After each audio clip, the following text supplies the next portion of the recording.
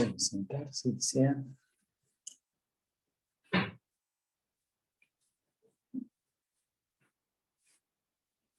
El padre, como se había comentado, el padre José María está confesando para los que quieran. Está el padre.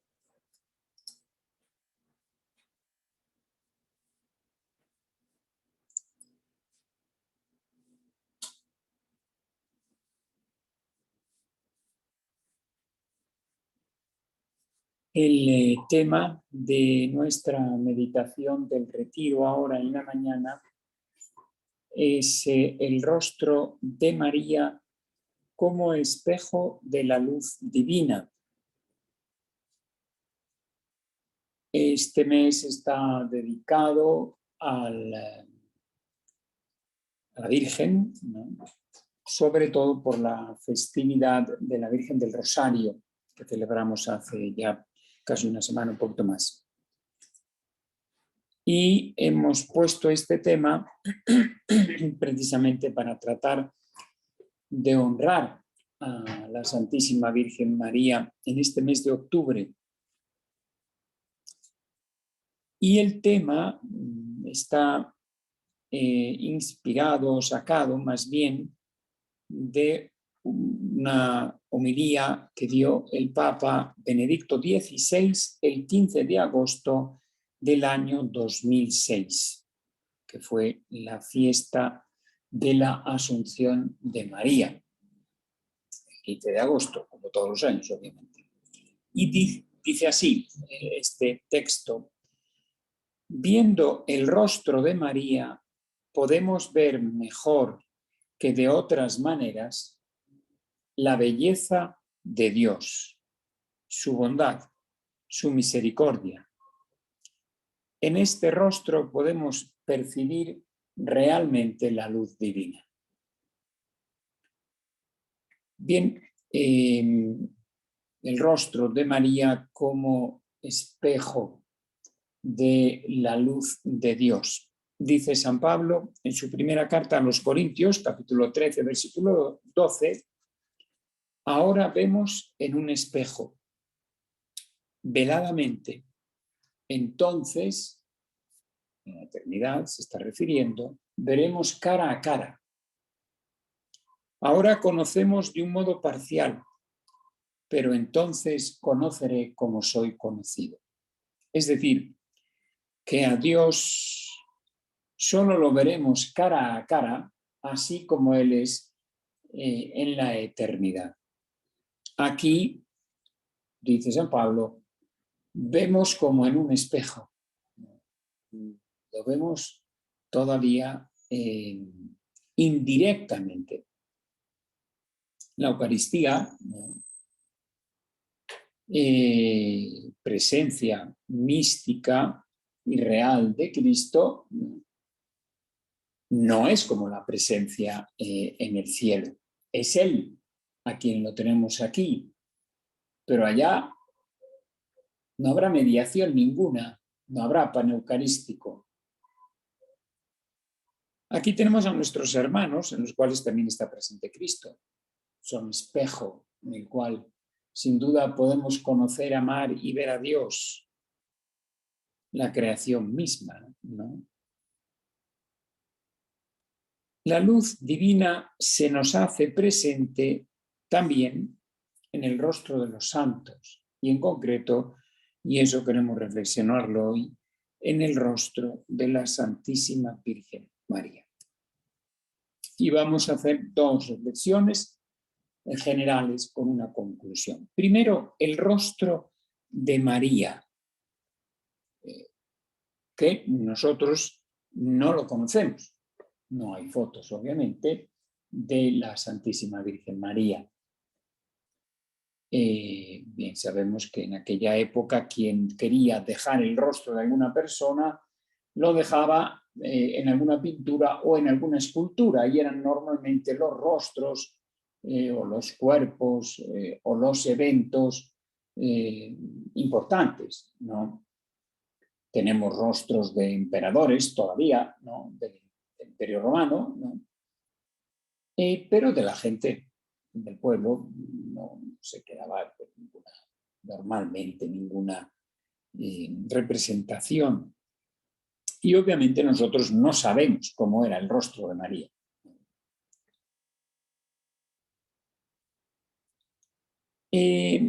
Hablamos de ese rostro que sabemos, obviamente, que reflejaba la belleza de Dios, porque era el rostro de María, el de una mujer que vivía en gracia, llena de gracia, dice el ángel cuando la saluda, y de una mujer que había sido concebida sin pecado original. Ningún ser humano ha sido concebido sin pecado original. Solo María y nuestros primeros padres, obviamente, cuando fueron creados, antes del pecado. Pero por eso podemos imaginar que ese rostro sí realmente reflejaba la luz de Dios, porque tenía a Dios en su corazón de manera que ningún otro ser humano ha tenido jamás, ni tendrá jamás. Bien, tenemos pues los rostros de los pintores, de los escultores que se han imaginado el rostro de María. Esos rostros sí los tenemos, porque ha habido muchos pintores, muchos escultores que han pintado un rostro de María. Claro, un rostro que ellos se imaginan, ¿no? Pero obviamente es imaginado. Bien, sobre el rostro de María, dos reflexiones. Primero, ora y contempla con el rostro de María que más te inspire. Cuando vayas a la oración, entra en contacto con María, cuando vayas a meditar en algún misterio de su vida o de la vida de Cristo,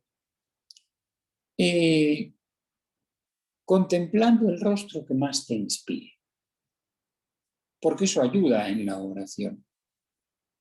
Por ejemplo, el rostro de la Dolorosa, ¿no? Hay representaciones del rostro de María en algunos de los momentos de su vida. Este es un momento especial cuando está bajo la cruz y conocemos a la Virgen, ahí como la Virgen dolorosa, ¿no? Y la tradición cristiana ha pintado a la Virgen dolorosa. Ha hecho esculturas de la Virgen dolorosa. Ustedes habrán estado en misiones y algunas veces habremos sacado incluso en procesión a la Virgen dolorosa. Bien, hay rostros de la Virgen que seguramente nos inspiran más, ¿no? Cuando meditamos algún momento de su vida. La Anunciación, por ejemplo, el rostro de María en la Anunciación, escuchando las palabras del ángel, o imágenes y rostros de María relacionados con misterios de su vida. La Inmaculada, ¿no? Es súper conocido en la imagen de la Inmaculada de Murillo, ¿no? Esa Virgen completa que tiene a los pies la serpiente, está pisando la serpiente, ¿no? La Asunción. Bien, pues cuando estoy en oración o en otros momentos de mi vida, pero especialmente cuando hago oración, ayuda a contemplar esa imagen, esa escultura de María que nos inspira especialmente. A quien ayuda, obviamente, yo creo que en general nos ayuda bastante. Por eso, cuando hagamos contemplaciones de la vida de Cristo o de María o de ambos, ayuda a imaginarse el rostro. Cuando uno entra en una escena evangélica para orar y para meditar, es bueno imaginar el rostro de María. En el nacimiento, en la visitación, en la anunciación, María a los pies de la cruz, imaginar el rostro de María, ver el rostro de María. Y algún rostro de María que a ti te inspire, porque los hay que nos inspiran más. Hay, como segunda reflexión en relación a este rostro de la Virgen, un rostro en la historia de la Iglesia que María sí ha dejado de sí misma. Aquí, en México, el único lugar del mundo donde ella ha dejado su rostro. Ella. Porque los demás, al menos que yo sepa, los demás pues son rostros y son imágenes, ¿no? Esculturas que se hacen sobre lo que alguien dijo que vio. Ejemplo, la Virgen de Lourdes, ¿no? Bueno, pues Bernadette de Soubirous dijo lo que vio. Era una virgen que venía vestida así, que tenía el rosario en la mano, que me sonreía, ¿no? Que tenía una mirada muy dulce, que... Bueno, entonces, pues los pintores, ¡pum!, porque ella, ni siquiera ella lo pintó, obviamente, ¿no? O imagínense el Cristo, no la imagen de la Virgen, pero el Cristo de la Misericordia, de Santa Faustina Kowalska, ¿no? Ella dice cómo es ese Cristo, cómo se le aparece ese Cristo, ¿no? Y lo pinta. Y ella incluso al principio dice, no, así no es, así no estaba, así, ¿no? Pero en el caso de la Virgen de Guadalupe no lo ha pintado nadie. Ella se apareció así. Es el único lugar donde ella nos ha dejado su rostro. El único. Vamos, que yo sepa, no creo en otra aparición o algo, pero no creo, ¿no? Es el rostro de una mujer morena, muy joven, de rasgos finos, de mirada serena. Esta reflexión de meditar, de orar, de lo que representa para mí el rostro de la Virgen, es válida para cualquier creyente, en el caso de la Virgen del Tepeyac, de Guadalupe, y tiene una especial relevancia para el pueblo en el cual aquella mujer quiso aparecerse, ¿no? Es decir, al pueblo de México. Y sin querer entrar obviamente en todo el lenguaje simbólico que hay en esa imagen de la Virgen, que resultó, como bien sabemos nosotros, un antes y un después para la evangelización de los pueblos indígenas. Pero vean cómo a través, en este caso de la imagen, no solo del rostro, ¿no?, la luz divina se hace presente para todo un pueblo que costaba mucho evangelizar, no se convertían muy pocos. ¿Cómo se hace presente la luz divina? ¿Cómo se hace presente el misterio de Dios, de Cristo Redentor y Salvador para ese pueblo? Es un ejemplo clarísimo de lo que estamos tratando de reflexionar y meditar hoy. A través de la Virgen. En este caso, a través de la Virgen de Guadalupe. Porque es Dios quien se manifiesta. Ellos no se convierten a la Virgen. Se convierten a Dios. Se convierten a Cristo. A través de la luz divina, del rostro, de la imagen de la Virgen del Tepeyac. Y además, la Virgen del Tepeyac tiene especial importancia también para quienes vivimos no solo en el país, sino en la ciudad donde ella quiso que le construyeran un templo. Es México. Es esta ciudad. Tenemos la gracia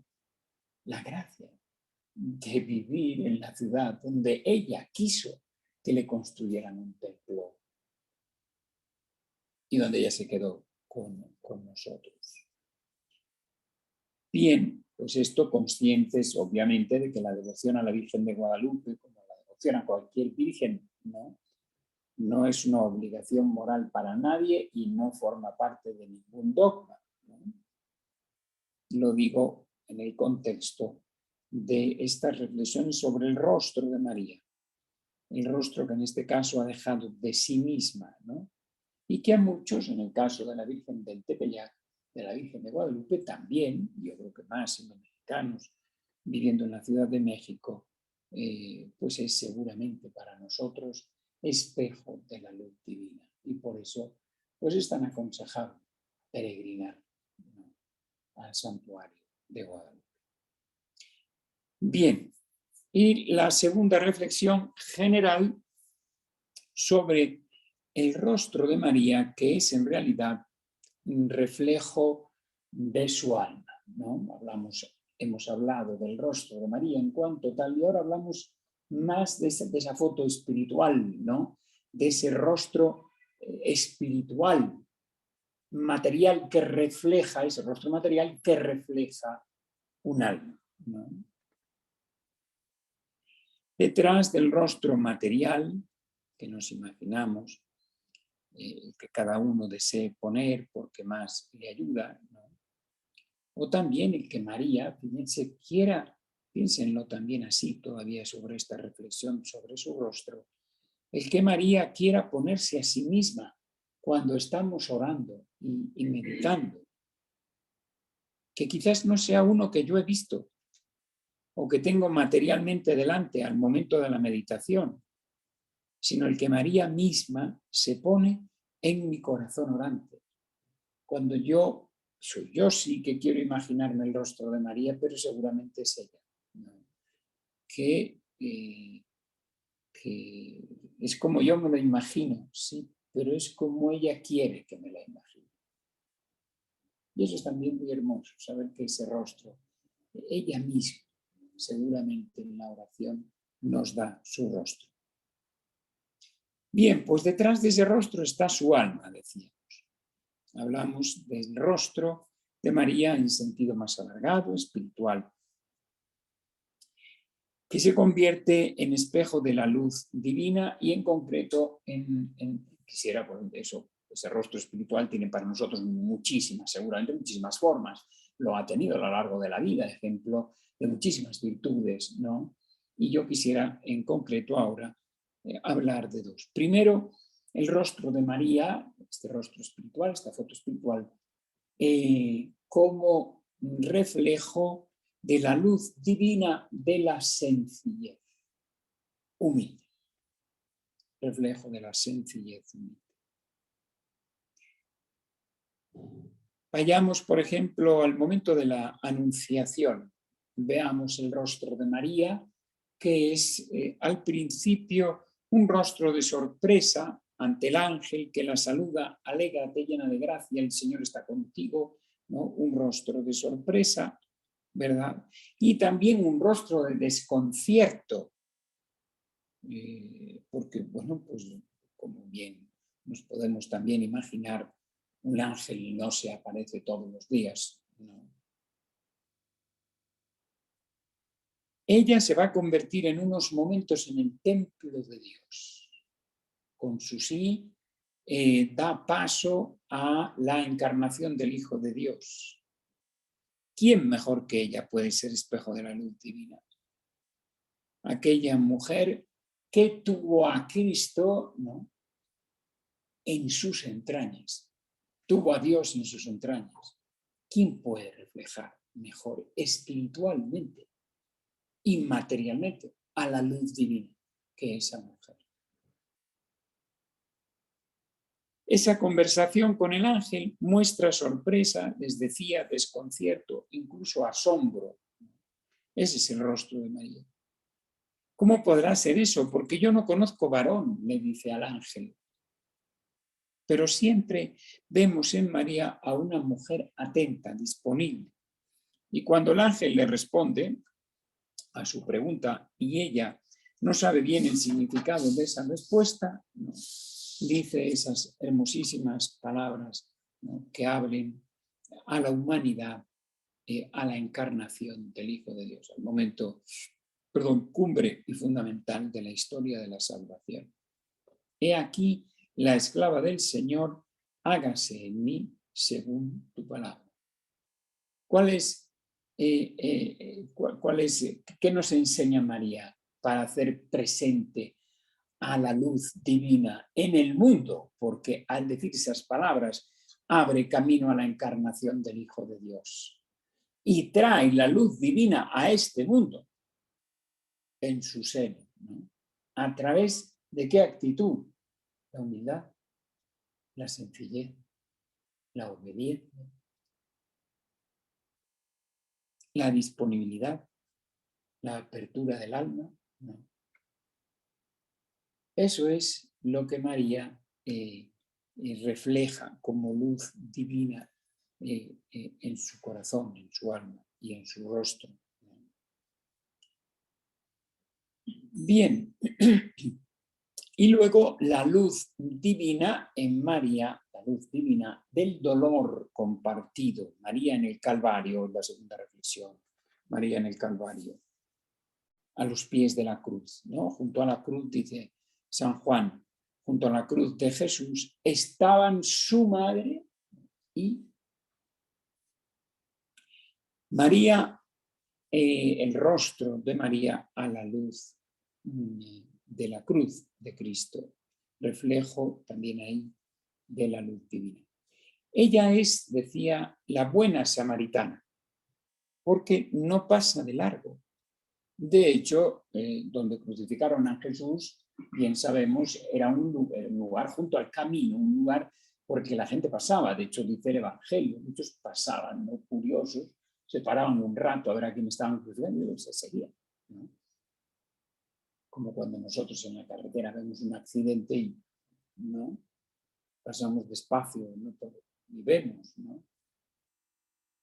Pero a lo mejor no nos paramos, porque además a lo mejor ni nos dejan, ¿no? Pero bueno, un sacerdote de un accidente tiene que pararse. O sea, un enfermo grave, ¿no?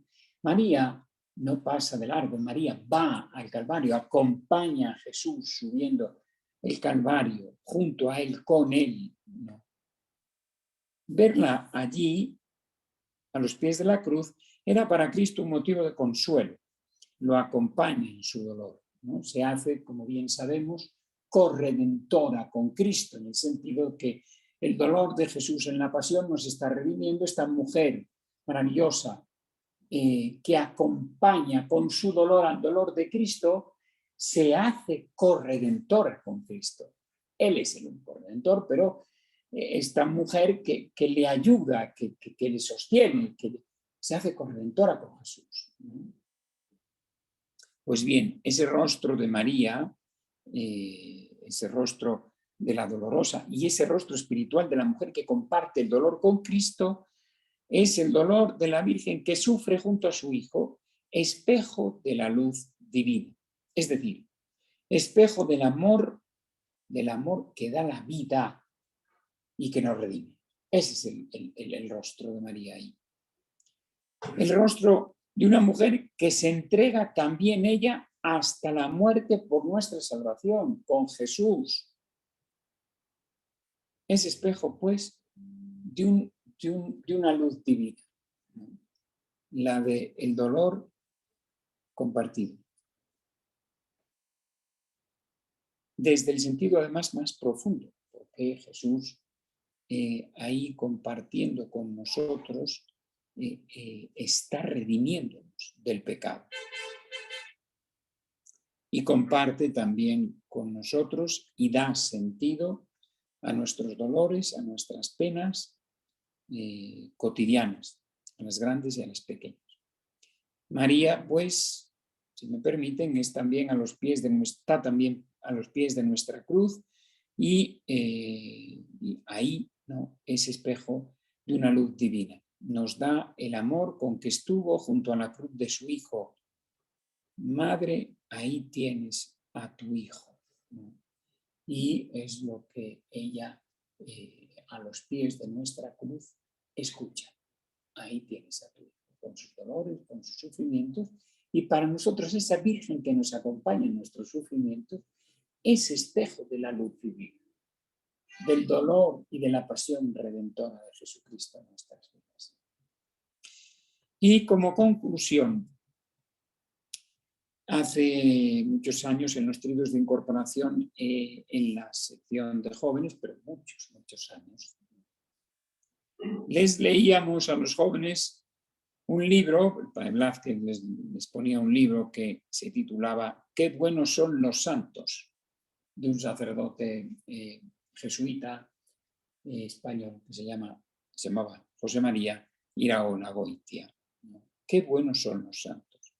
Era un libro de breves historias de santos que viven a nuestro lado. Él se imaginaba, un libro muy bonito, ¿no?, de los santos que están, ¿no?, imaginarias. Él hacía historias cortas de gente de la calle, ¿no?, que pueden ser mi padre, mi madre, mi amigo, mi esposa, mis hijos, el compañero de trabajo, ¿no? A veces la santidad es casi evidente, como en el caso de personas con las que posiblemente algunos hemos convivido, al menos históricamente, en el mismo tiempo. Juan Pablo II, ¿no? Bueno, pues después de canonizado, bien, lo decimos quizás con más seguridad, pero decías, este hombre refleja algo, es un santo, la Madre Teresa de Calcuta, esta mujer es una santa, ¿no? Pero hay a nuestro lado muchos santos, entre comillas, ordinarios, ¿no? Muchos, si así los podemos llamar. El padre que lucha y trabaja con fe y paciencia para sostener a su familia en medio de muchas penas y dificultades. El amor paciente y continuo de la madre que se dedica en cuerpo y alma a sus hijos. La santidad de la paciencia con que tantas personas llevan enfermedades y sufrimientos físicos y morales. El amor de esos esposos que han ido pasando por dificultades y pruebas que parecían a veces insuperables y ahí siguen, ahí están, amándose de verdad, con profunda madurez. Tantos, tantas, que saben perdonar injurias y amar a los que les hacen o les han hecho sufrir. Esos son los santos que viven a nuestro lado. Estos santos que comparten la historia de nuestro tiempo y que en muchos casos comparten nuestra propia historia de una manera más o menos directa. Ellos son espejo de la luz divina, son espejo de la bondad de Dios, son espejo del perdón de Dios, son espejo de la paciencia de Dios, son espejo de la belleza de Dios. Ahí están. Así como María, la santa por excelencia, es ese rostro material y espiritual que refleja la luz divina, tenemos a nuestro lado cantidad de rostros, de hombres, de mujeres, de jóvenes, de ancianos, de enfermos, que son también reflejo por su santidad en medio de sus debilidades, en medio de sus limitaciones y defectos, son también reflejo de la luz divina. Y bueno, terminar diciendo que nosotros, en medio de nuestras debilidades y limitaciones, y quizás por eso también, ¿no? Por nuestras debilidades, limitaciones y pecados, ¿no? También tenemos que ser almas santas y también tenemos que ser para los demás espejos de la luz divina en este mundo que tanto necesita al que es la luz con mayúsculas, que es Cristo nuestro Señor.